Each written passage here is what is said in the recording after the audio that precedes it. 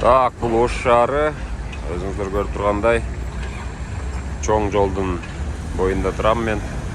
Әлеме шул жолды екіге бөліп тұрған решетканы мен білгенден ұшыл 3-4 күнден бері шаардың тазалық қызматы жуып, тазалау іштерін жүргізіп атышады. Негізі жуылбаған жағы қап-қара болып чаң болып тұрады. Әлеміне жуылған жағы болса, аппақ болып, тап-таза болып тұрған. Көріп атасыздар.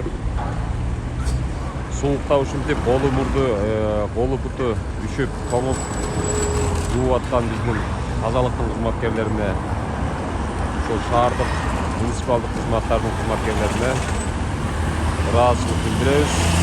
Қолыңарды артып көрбесін. Шаарыбыздың тазалығы үшін ушинтип қызмат болып жүре беріңіздер.